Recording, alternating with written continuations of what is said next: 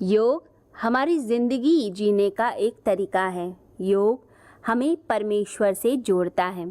तो जो लोग योगाभ्यास करते हैं, योग को अपना जीवन मानते हैं, वो समझ लीजिए अपनी आत्मा के उत्थान की तरफ चलते हैं। योग हमें सिखाता है अनुशासन में जीना।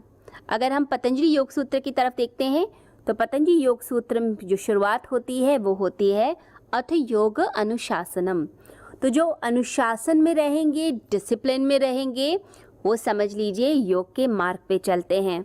और साथ ही साथ योग हमारे अंदर जो मन में चंचलता है उसको भी दूर करता है। इसलिए पतंजलि योग सूत्र में कहा गया है योगः चित्त वृत्ति निरोधः। चित्त की वृत्तियों का जो निरोध करता है, जो उसे ख़त्म करता है, यानी हमारे माइंड में इतनी सारी चंचलता है, वो सारी चंचलता को दूर करने का काम कौन करेगा? वो हमारा योग करता है।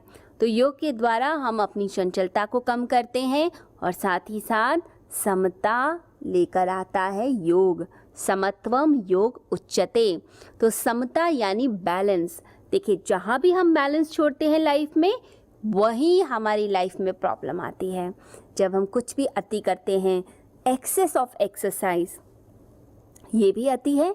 जब हमने ज़्यादा एक्सरसाइज कर ली तो इंजरी हो जाती है। जब हम ज़्यादा खाना खा लेते हैं तो क्या होता है? इंडाइजेशन हो जाता है। जब हम ज़्यादा पढ़ लेते हैं तो माइंड में स्ट्रेस होने लग जाता है, टेंशन होती है। तो कोई भी चीज़ जो हम अति करेंगे ज़िंदगी के अंदर, वो चीज़ हमेशा परेशानी करेंगी। तो योग हमें सिखाता है कि आप समता के मार्ग पर चलिए, आप बैलेंस करके चलिए, क्योंकि जो बैलेंस करके ज़िंदगी को जीता है उसकी ज़िंदगी बड़ी ही खुशहाल रहती है।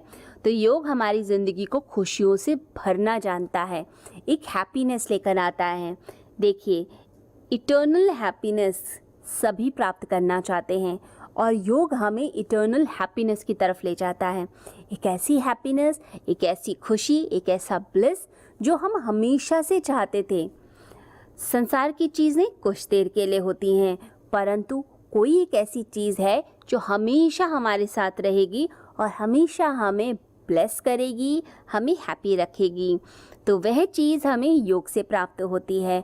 तो अपना आत्मविकास करना, अपने आप को आगे बढ़ाना, अपने शरीर, अपने मन, अपनी आत्मा के विकास के लिए यदि कोई चीज़ है इस संसार में तो वह योग है। पतंजलि योग सूत्रों में बताया गया है योग के बारे में डिटेल में। तो पतंजलि ऋषि कहते हैं कि अष्टांग योग करते हुए जो चलता है, जो इन 8 अंगों का पालन करता है, वह अपनी आत्मा का विकास करता है।